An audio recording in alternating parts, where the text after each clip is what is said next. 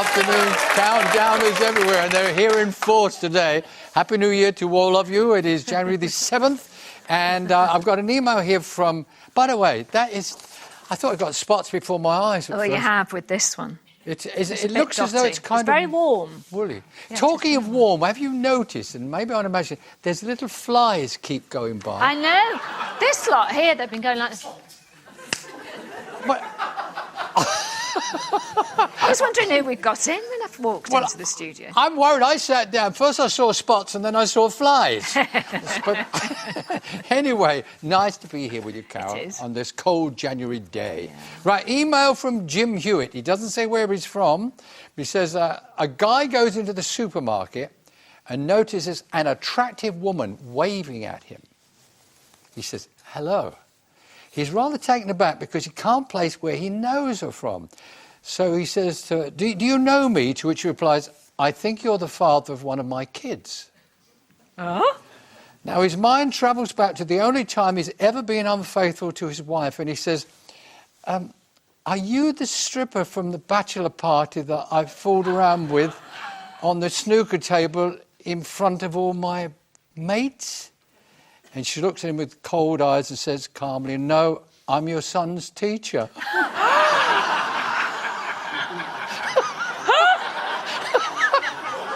I just think that's so funny. Oh, you're the father of one of my kids. I love it. Right.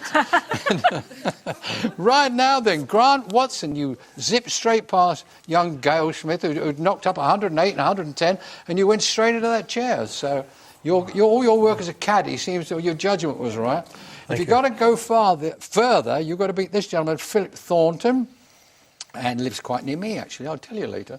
He's a retired physics teacher from Beaconsfield in Bucks, and he used to teach using Countdown. Now, a physics teacher, how would that work? Well, this was just the last week of term. Instead of having the physics lesson, I would play Countdown with an old Scrabble set, and we get the numbers out of playing cards and look up the conundrum in a physics textbook. Would every teacher listening please copy that this man knows what he's doing?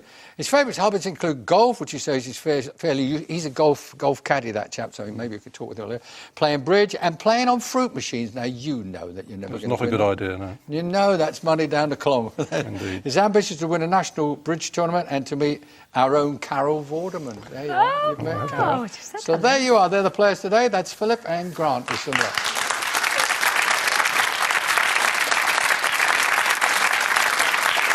Well, with us in Dictionary Corner is a journalist who has travelled the world for his award-winning current affairs series. Yes, he's chased con men on the Costa del Crime and he's foiled fraudsters in the Far East. But today, he's decided to put his feet up and let Alison Hurd do all the hard work. So please give a big welcome back to the lovely Roger Cook.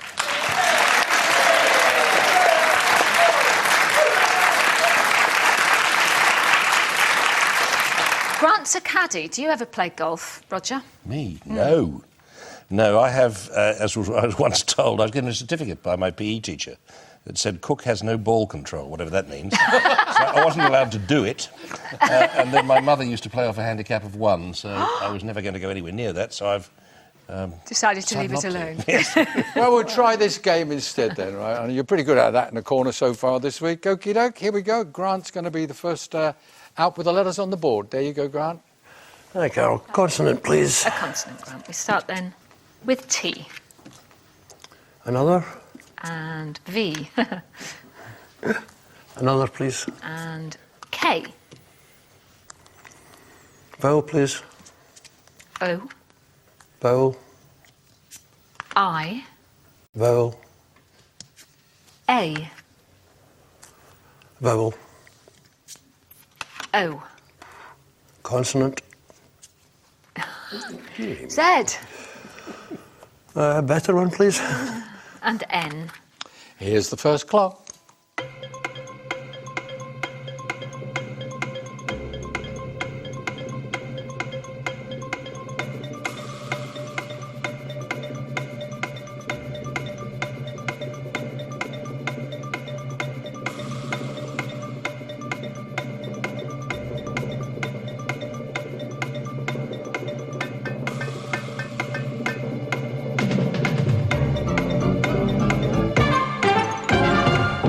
Right, Grant, what do you start with? 4. 4. Not the best start in the world, Philip. Also 4. 4, well, there wasn't a lot to choose from. What's your 4, Philip? Took. Chook. And Grant? Tank. Chook, tank. And what about cook? And what have you got over there? We deserve a standing one of these, an ovation for an 8. 8! My goodness me, that is... 7. 7. It's a 7. Well, There you are. 7. We'll still have the standing ovation, thank you. 7 is still pretty good.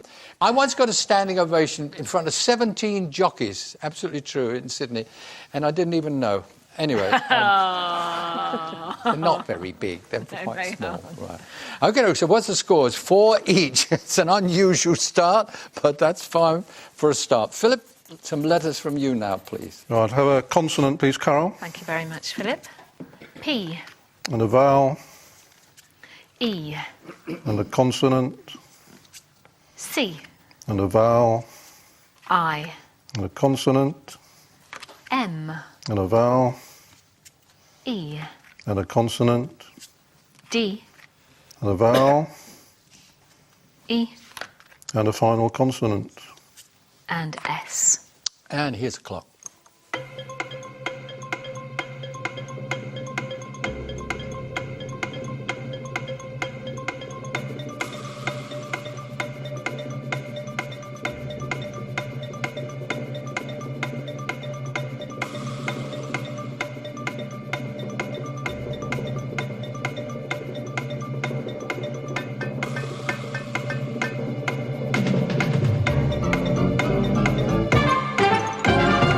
Right, Philip, what about that time? 7. 7 this time, Grant. 7. 7, right. Grant will have your 7.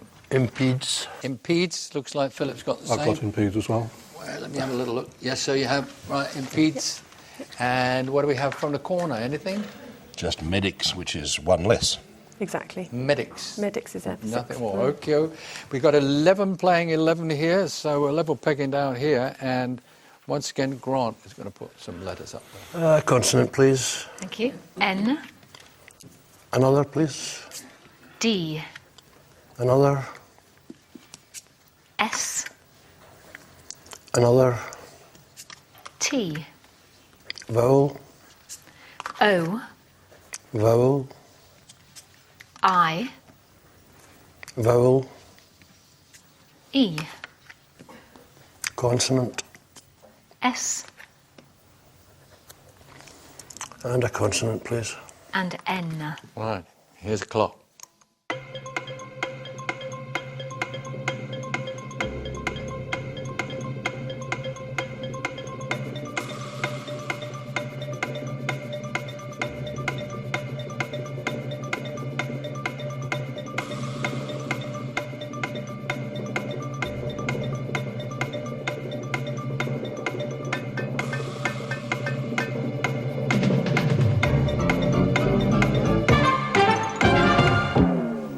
Grant, what do you got there? 6. 6. And Philip? Also 6. Also 6. Let's have your 6, Philip.